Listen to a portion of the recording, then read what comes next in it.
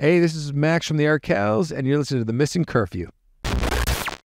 Up dog, my man. Fella Fridays continue. The big fella. Boy, do we have a nice guest today. This is what I'm talking about. Rock star fella. You know what I say? I often like, we talk about guests on this pod, and sometimes, the hockey guys come on. They're good guys. Good guys. I'm telling you what, this guy is an absolute stud. I've seen him in concert about maybe 6 times.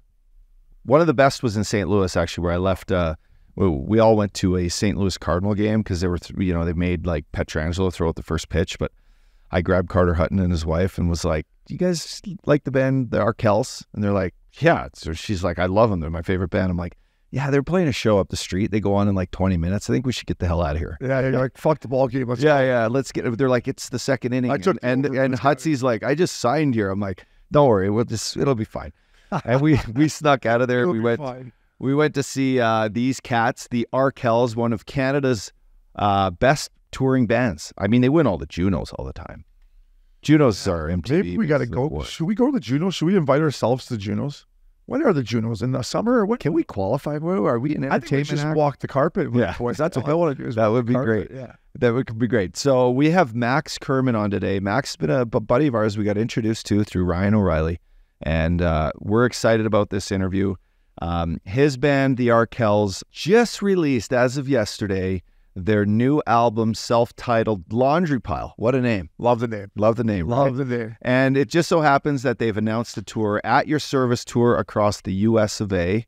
There's a bunch of stops here. You know why it's a great name? Because everyone in the world, if it's just normal laundry, but we all have a pile. You've had a pile up on you, right? The laundry's piled up. Life's piling up. It's just a laundry pile of shit coming at you. That's why I love it so much, man. You look at it and you're just like, I'm going to go see a concert. I'll put it off. But listen, start their tour off in one of my favorite cities, Philadelphia, September 29th next week, and finishing on the west coast of the US of A in LA on the 22nd, which you and I and maybe our lovely ladies will go to. But if you haven't seen this band, they are incredible live. Max is a frontman that is an absolute stud. He's got a ton of energy, good flow, good hair, good, well-dressed guy. Great style. That's something we were looking forward to talk to him about his style. Obviously, here at Missin Curfew, we talk about National League style. The times I've seen this guy, I think I've seen him twice. Great style, great stage presence, brings it, snaps it around crispy rice. He brings it, man. That's why, that's how, when I saw him for the first time, I'm like, I'm sold on this guy. And he stopped by our All-Star party last year. I mean, he did. I don't even know if we got to that. We did. This guy, he's everything. He's what you would call the perfect live band. And he's the perfect frontman for them. The right kind of band for this decade, as the Globe and Mail has said. But we're proud to have Max on. Thanks for him for taking the time. And for you listeners out there, go check him out in concert. Yeah, here he comes. Max from the Arkells. How's it going, guys? What's up, bud? Hey, listen, I tell you what, I kind of wanted to wait. I feel a little bad. I wanted to wait till you were going to come in studio for this one, It's not the same. Sitting across. Hey, well, I got to come down. We'll be down there soon enough. So late October, right? Yeah, you're in Manhattan Beach? Newport. Okay, nice. Yeah, it's chill down here, I like it. Where is your studio? Like, what is this room you're in right now? It's pretty sexy, right? You want to do very sexy. You want to record a jam in here when you come? Feel free. I'd love to. The acoustics are juice. So there's my boy Max Miller, producer in the back. Hey, man. And the big fella Obes. Yeah. But we're right by John Wayne Airport, and this is if you recall the party we threw, Big Al Hall, who runs the NBA Summer League. This is his like office that he runs, kind of Hall Pass. It's called Hall Pass Media. He runs his stuff here. We just took over his studio. Basically. Love it. Yeah, it's good. Where are you at? I'm in Toronto right now. We just wrapped up a rehearsal, and we were playing in Ottawa tomorrow. And we're just keeping busy as we do. So Ottawa tomorrow, and then you got, like, I noticed the three little Canadian shows, right? Guelph.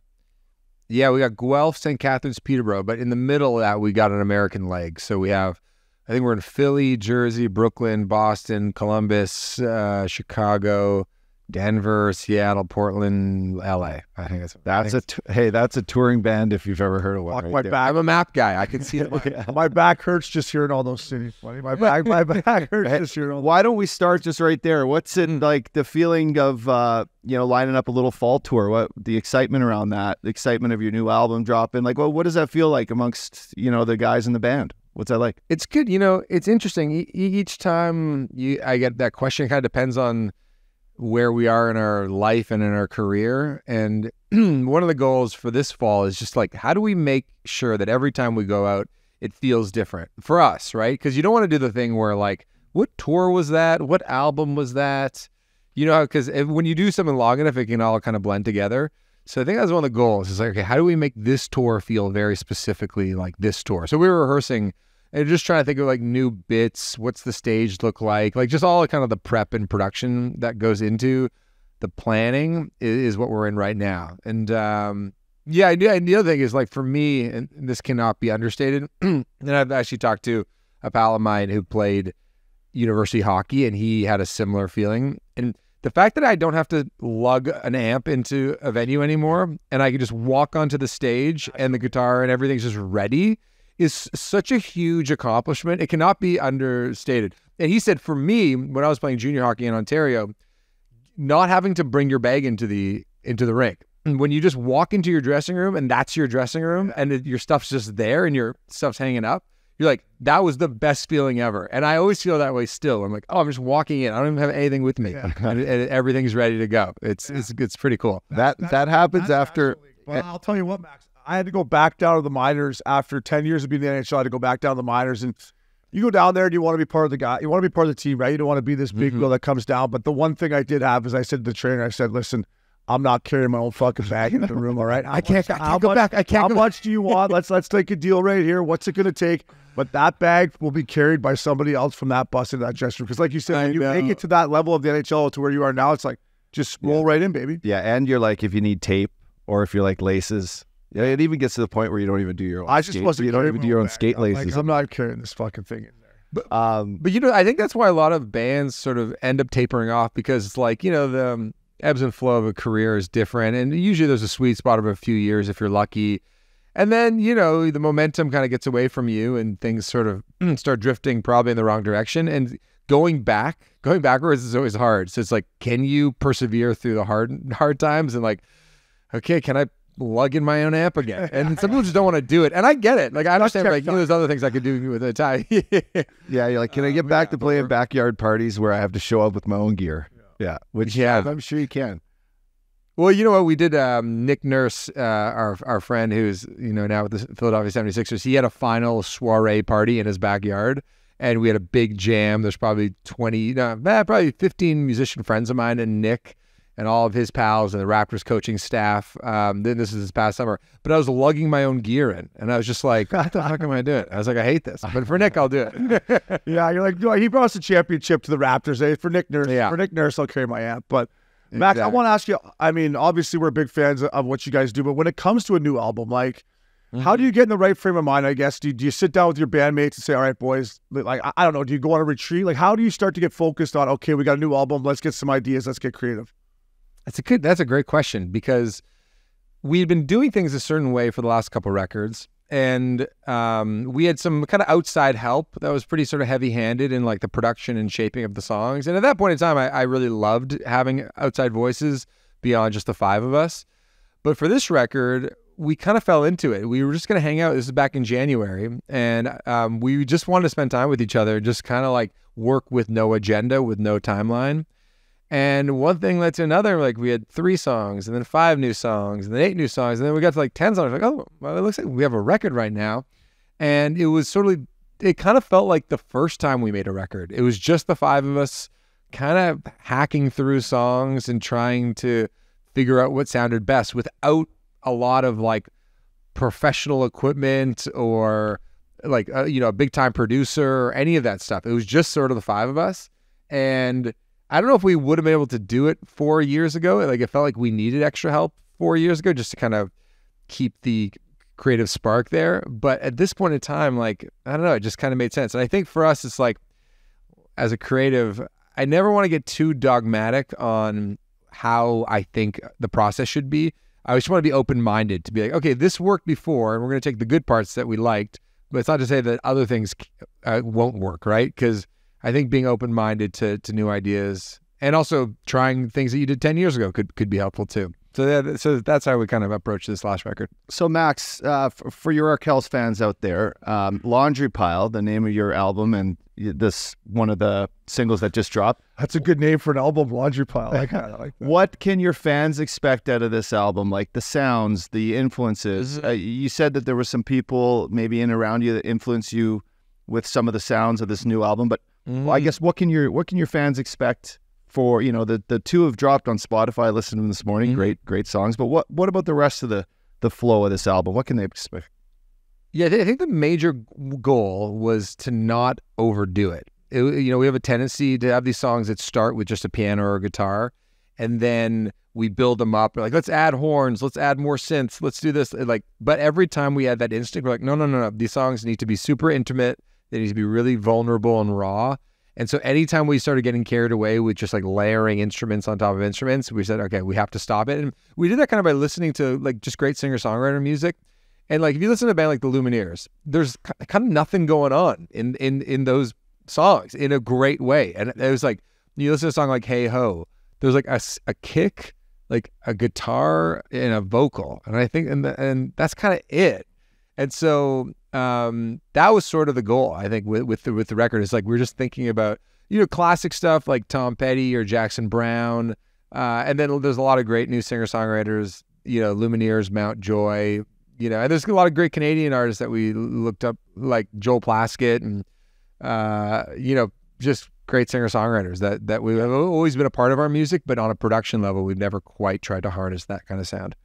So like Baby making music, or like is it going to be like when everything turns to Baby making? When we step into this concert, are we going to have some like sing-alongs? I mean, you said like Petty and Lumineers. You got me, buddy. You got me hooked. I'm hooked. Like Opes knows this. We're huge, obviously, live music fans, and he saw the Lumineers last weekend in Aspen. So you just touched on a nice thing for him. But I like to like have that chant amongst like my crowd mates when I'm listening to a band. Oh, and that's the goal. And you like give me your microphone to the crowd, and we all know like that chant that you have. Like, so that's the most satisfying part of that's the goal. It's like I just want to hold up the microphone and have people do the work for me. That's the goal. Can you just hold my stick and score some goals here? Yeah. That's great, Max. I've had so just to touch back on our relationship, you know, Ryan O'Reilly, who's a dear friend of ours, the Fact Daddy, one of his favorite teammates. He introduced me to you via text message for a George Street Festival show that he's played. Yeah, man, St. John's. And it just so happens that the big fella here, he and I went for his 40th birthday to Ireland. On the way back, we stopped and seen Big Scott and Mandy, my folks in St. John's, and I took him to George Street and got him screeched in.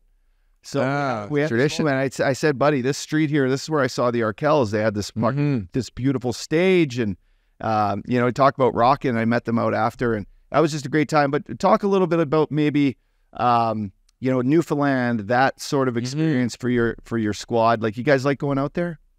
Oh, it's the best. You know, it's funny. It's like just sort of by coincidence, we've been in Newfoundland like 4 times in the last 4 years. Like, no Canadian band goes to Newfoundland lately more than us. And like there's a fintech company that had a company party, and they asked us to come out. It was like us and this UK band, the Struts. They threw this big party for their staff. And we've done George Street. We've done Iceberg Alley. And it's so singularly like Newfoundland. Like, you can't confuse it with anywhere else in Canada. You know, there's lots of ways in Canada. You're like, you know, am I in Calgary or Edmonton, or I'm in like, you know, what city in Ontario am I? But like in Newfoundland, it's just like, it's so different from the rest of the country. And they love their live music, and they're like, kind of like, they feel more Irish than they do Canadian in just like their way they tell stories and the way they talk and their appreciation for company. And it's cool though, because we've been going there for so long, right? Like, our first time ever was 2010. And when you build up these relationships with like these small towns, they remember you. And they also, like, you know, for instance, like Blue Rodeo does particularly well out there.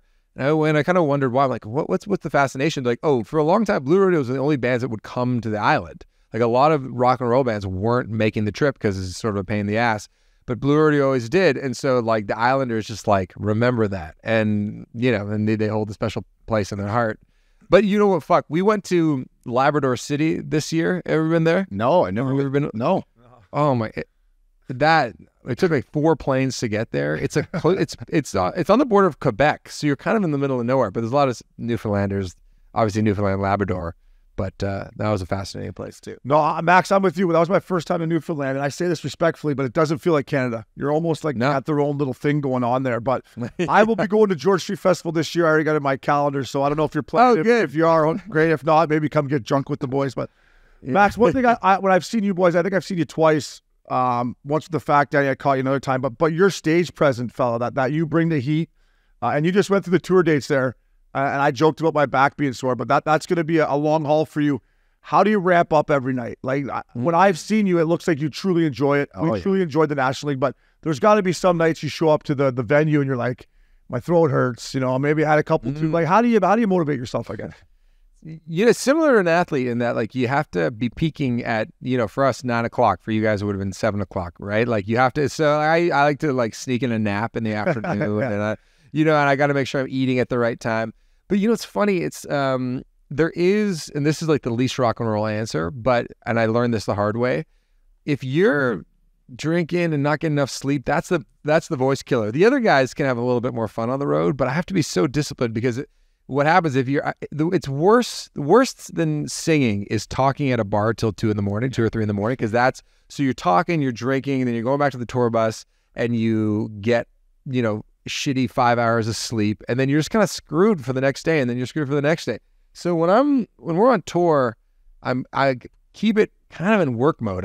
Because I know it'll just sacrifice the next show. And we're spending all this, time and money, and like, there's so many people working with us at this point that for me to show up and deliver a bad show because I wanted to get like wasted the night before was probably not a good leadership quality. And I need to kind of be one of the leaders of the group.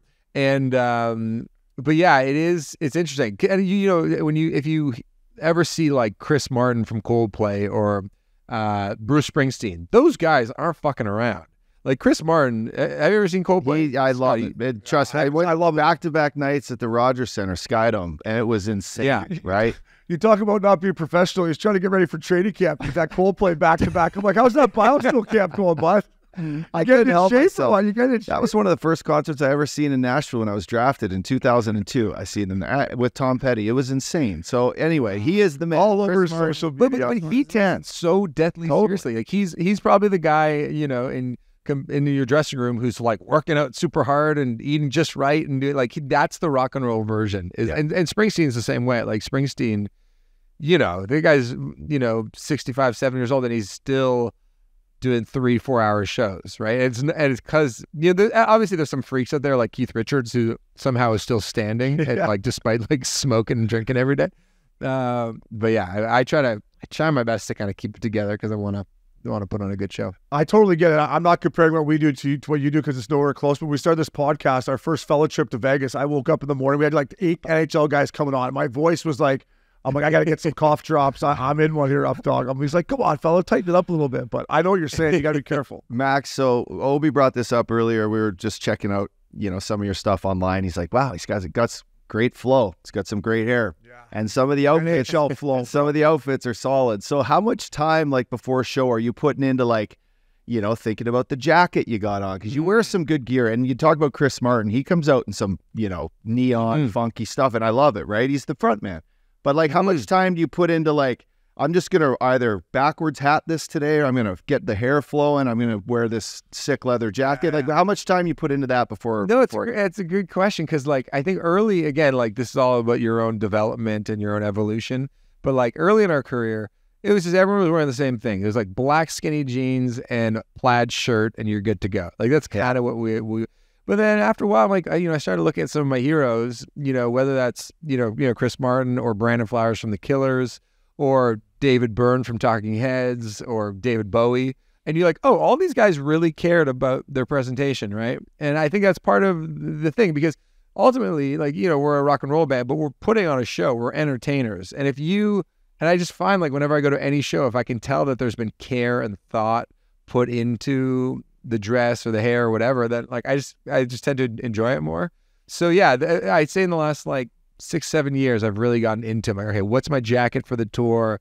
Like, am I wearing something ridiculous? Like nail polish. Just kind of up for any conversation around that, because I don't know. When I go to a show, like I saw the Arctic Monkeys last week or 2 weeks ago in Toronto, and Alex Turner, he's had so many different looks, and lately, he's wearing these sort of like bell bottoms with a cool leather jacket. He's like this pompadour hairstyle, this really cool sunglasses. I'm like, this guy cares. He cares. Detail, which is cool.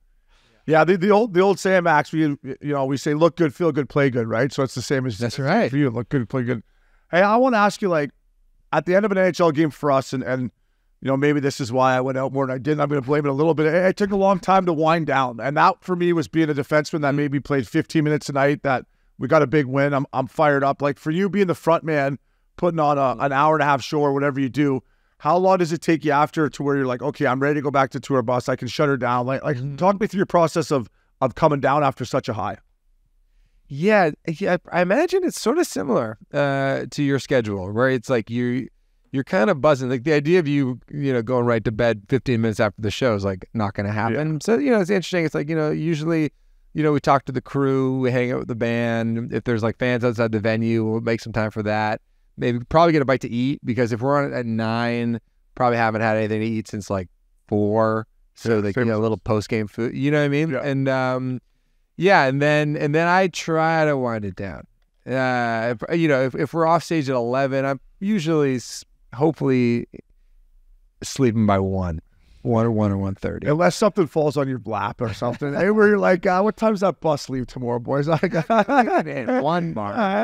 bus leave tomorrow? Max, so you guys have done so much with hockey and lately, and I just want to ask you, going back, like, what was your, when you listen to like Leather Jacket, like on Hockey Night in Canada, or you're in an arena and in between whistles, man, your own songs playing, like what? Take me back to like being a hockey fan, growing up in Canada, and like now your music's being played for like the NHL, and you're playing all-star games, and you're doing this. Like, how cool is that? And like, take me back to that first experience of that. Oh, it's so cool, because the music world is one thing, but the sports world like feels so much wider. And why I love sports so much is that it really kind of unites people in an amazing way. It's like if you go to a Leafs game or a Raptors game, you're with a bunch of people who have all sorts of different kinds of jobs and have lots of different kind of interests, but you're kind of united by like the love of the team. And yeah, growing up, I grew up in Toronto. I went to Hamilton to meet the guys at McMaster. That's where I went to university. And I remember there's a guy on the Leafs named Rob Pearson. Do you remember this name? Oh, yeah, of course. I grew up in Port Hope, Ontario, down the road from you, fella. Yeah, I know Rob Pearson. Oh, there you go. So big puffly winger. That's right. And he lived around the corner. So we'd play kind of street hockey in the laneway behind us. And Rob would sometimes like pop his head out and say hi, and he'd give us sticks and stuff like that. And we'd like knock on his door. And Halloween, we're like, is he going to be giving out candy? I wonder what kind of candy Rob Pearson's going to give out. And so to be in a band and to write these songs and then be able to sort of rub shoulders with that community has been so cool. And I remember we played like an after party in Vegas, I want to say in 2010 for like the NHL awards. And it was like, what are we doing here? Like, keep in mind, like we would have been like, 22, never been to Las Vegas before. We're getting kind of driven around town. We're at this like really fancy affair. And keep in mind too, like when you're in an indie rock band, you're just like playing like shitty, smelly clubs, and then all of a sudden we're like around all these professional athletes, and it's an open bar. We're like, this is the greatest. and then it's been awesome to get to know guys in the league. Obviously Darnell Nurse is from Hamilton, and like he's such a sweet, hardworking dude. Obviously Ryan O'Reilly, like Taylor Hall. Like just getting to know these guys from just kind of the combination of us touring, or like us playing the Kita Bala in Ontario, or been there. What a spot, buddy! How good is that spot? Sorry to cut you off, but I told up it's 2 amazing. Years ago. It's amazing, that place. Yeah, the Kita Bala, for your listeners, it's a venue in Muscocca, and it's sort of the only entertainment in town in like probably 100-kilometer radius. So, and they've been putting on shows there since like the 30s. Like Louis Armstrong played them. Wow. Like jazz cats were playing in this barn on the lake. So yeah, I mean, we got to play the NHL awards. It's literally, I'm like, people boat. I just thought that you called it the barn on the lake, because that's exactly what it is. It's literally a barn. And yeah, we played the NHL Awards in 2017. I got to like fist bump Gretzky. I don't know. It's cool. And like also get to know some of the pundits, you know, like Ron McClain. He comes out to all of our shows and Ron's the best. Like, I don't know. It's we've had a great just time getting to know lots of guys around the league. It's been very cool. So you bring up the Fact Daddy. Listen, he used to bring his ukulele on the plane. You go to every guitar shop on the road. And when I watch the Fact Daddy play guitar, I'm like, this guy, crispy rice, he can snap it. As a pro, how good is the Fact Daddy with the guitar? Like, is he as good as that? Good. He's good, right? He's good. He's actually got a nice voice. Some people like either have it or they don't when it comes to singing in tune, but he has it. And he's a little shyer than I'd like him to be. Get some Jameson. Get some Jameson about it too. Get some Jameson in him. There you go. Him off a little bit. Well, this is right. That's the trick. But yeah, he's got great taste in music too. I've texted him here and there about like what he's listening to, and he's got great taste. So we got to get him back on stage. So you brought up Rob Pearson, so I got to ask you, being a good Ontario boy, like Dougie Gilmore, Wendell Clark, that era of the Leafs too. Like when we had Dougie Gilmore on this podcast, besides Wayne Gretzky, I was so nervous for Dougie. Were you a big Dougie Gilmore fan? You remember those glory years, obviously growing up? Yeah. Of course. Yeah, no, those are a very special time. Yeah, I mean, and I've met Dougie because does he live in Burlington now? I know there's some Hamilton connection there. Yeah, I mean, all those guys, obviously, Matt Sundin, obviously a little bit later. But yeah, the Leafs in that time were like, Toronto sports in the mid '90s, early '90s is like very, very fun, and and then when the Raptors came to town right after. It was a good time because I'm born in '86, so that was a very pivotal time for me. Max, you brought up Blue Rodeo. I fucking love Blue Rodeo. But I was playing in Nashville, and Jim Cuddy came on the road to play. Yeah, he came to play a show at a little tiny spot in Nashville at the time, and he brought his gear, right? And I went to the show. Me and another guy from the team at the time, I forget, it was Jason Allison or something. Anyway, we go to the show. We meet him after.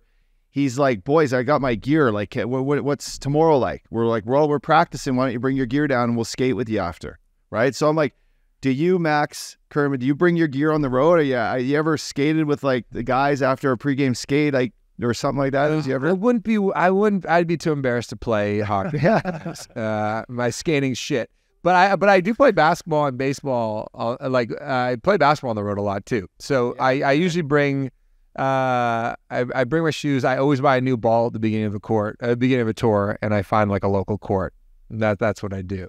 But Cuddy, that guy, there's a reason why Cuddy's been doing it for as long as he has. Same thing with Alan Doyle from Great Big Sea. They're gamers. Like they want to do stuff. It's like they're not just like kind of killing time on the tour bus sitting around waiting for the show to happen. They pack their days in. Like Alan Doyle's like writing a musical, like he's writing another book. Jim plays hockey. Like it seems like 5 days a week or something when he's and on tour too. And I really look up to those guys, especially for that reason. They're obviously great performers and great songwriters, but the fact they have that kind of battery to just like go is always like super impressive and inspiring to me. Max, if you're a basketball guy, I got to ask you again, being a good Ontario lad, Vince Carter, man, how much Vinsanity growing up, like that to me, like what he did for basketball in Toronto. Our boy Travis actually was hanging out with Vince back in the day, but for you how sick was that back in the day? Well, my first email address was Vince_Kerman at hotmail.com. I'm not kidding. Yeah. Seriously. And in grade 7, there was a project for school where I had to interview somebody who had a job that I wanted in the community. So like think about a dream job you'd want. There's somebody in the community. So I opened the phone book and I went to the back and I called the Toronto Raptors front office and I said, can I please speak to Glenn Grunwald, who was the general manager at the time? And they put me right through and I got to interview Glenn Grunwald. Really? Yeah, and I've been friends with Glenn ever since.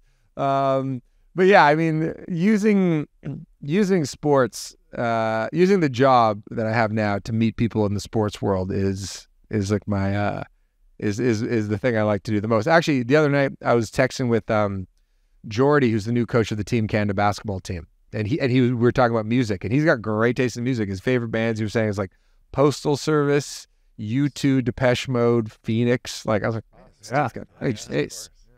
By the way, Canada Hoops, we got a bronze in the World Cup. We're no joke anymore. We're not a pushover. We're going to the Olympics, baby. Bring it on. Here we go. Paris, let's go. Yeah, let's go. Max, I want to ask you, because me and the Updog, we missed the dressing room. Well, we missed the paychecks, but we missed the dressing room. We missed the plane.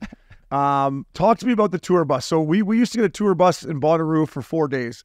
Now I would imagine, Max, that your tour bus is a little different than ours was for those 4 days. But how special are those moments? Or are you to the point now where, halfway through the tour, you're like, get me off this stinking thing? Or just talk to me about that, because, like I said, we had it for 4 days and we probably abused it too much, to be honest with you. No, you know what? That's very smart. Whenever I'm talking to anybody who's going to have a bachelor party, I'm always like, get a tour bus. Yeah. Because, you can hit a few different cities if you want. You can have it leave at 5 a.m, you sleep, and then you wake up in the next town. Like, I think it's like, anybody listening out there, they're planning a bachelor trip, because tour buses usually can sleep 12 guys. Like that, I mean, there's different types of tour buses, but there's like a 12 bunk sleeping situation. So I recommend that. But yeah, I mean, my favorite part is really like, okay, first of all, context is that when most bands, like 98% of bands, if they're going on a tour, they're renting a van and they have a U-Haul trailer on the back, and that's the way we started. And you wake up in in a hotel, and then you have to drive 6 hours to the next city. Touring in Canada is insane. It's like you play Winnipeg, sleep there overnight, and then you're driving 7 hours to get to Regina the next day. It's so fucking brutal. But on a tour bus, you wake up in town, you're there. So like, one night you're in Boston, the next day you wake up and you're in New York, the next day you wake up and you're in Philadelphia, the next day you wake up and you're in DC. So what I love about the tour bus is that like you can hang, the bus starts moving at 2 a.m. after the crew has packed up all the stuff. You're chatting, you listen to music, you go to bed, and then you wake up and you're in the next town, and you're ready to go to your favorite coffee shop, or, you're ready to hit your favorite restaurant in New York City or Chicago or whatever it may be. So like, that's the beauty of the tour bus, is that like you just wake up and you're exactly where you need to be. Yeah, I slept great on that tour bus too. I don't know if it's just because I passed out in that thing, but I was a little smaller than Max. I get in there, you put the little blinds and away you go. So I agree with you there. You teed me up, and we get this a lot. I have to ask you, besides Canada, well, what's your favorite city? You mentioned New York. You're going to be out here in LA at the end of October, but what venue or city, when you get off that tour bus, maybe we call it the Peacock. Maybe you're just like, let's go, boys. Let's really send it. Yeah. I mean, London, England might be the one. I don't know. Yeah. And London is obviously London, and it has a reputation for a reason. But yeah, we played in Brixton last time we were in London, last September, like a year ago, and it was amazing. And it's like, I don't know. Yeah, but you got to make sure you don't get hit when you're crossing the street. I feel like every time I'm in London, I'm always looking the wrong way. Like, because the traffic's going the wrong way. They're coming. So that's a warning to everybody. It's like, I feel like I've almost been hit by cars every time I'm there. But yeah, I like LA too. I know some people are like, you're either a New York guy or you're an LA guy. But I'm like, I don't know. I kind of like both. Like, New York is sick. I was there a couple weeks ago. Love walking around New York. When I'm in LA, I'm like, I get it. LA is the best. Like, you guys must be sold on LA. LA's our backyard. Yeah. No. And I seen you at Troubadour there too, which is a hell of a thing. I think that's the first time I've seen you was at Troubadour. I brought Christine up. Cool. I brought my girl up there. It was kind of like one of our first little divey shows, which was epic, because I'm like, this guy, I'm telling you, he rocks. Last one for me, Max. We're trying. We know you got to go, buddy. You mentioned a lot of bands. I couldn't have you on without asking you about my favorite, well, besides the Arkells, the Tragically Hip, brother. I mean, did you pump them back there? Because you asked a lot of Canadian hockey players, Junior Barnes, the Tragically Hip was playing. Did they have an influence on you at all? Yeah, I mean, well, we made our second record at their studio in Bath, Ontario, and then we ended up touring with them across Canada in 2013. So we learned so much from them, and, we're still in touch, and Gord obviously is like such an amazing frontman, amazing poet, and also just his work ethic, right? Like, he really is a passionate guy, and I think that's the thing I'm kind of drawn to the most.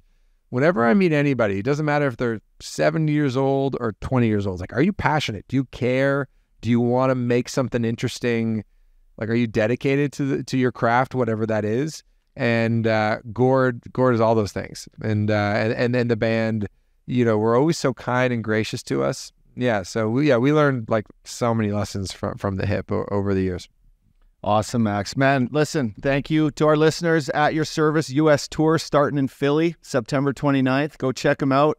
And then you're back here October 22nd. We're going to put that one on the calendar, bud. Regent Theater in L.A. We'll see you there. Thanks. See you there for that one. We'll see you there. Thank you so much, Max. You're the man. Appreciate it, buddy. Okay, appreciate it. Thanks for having me.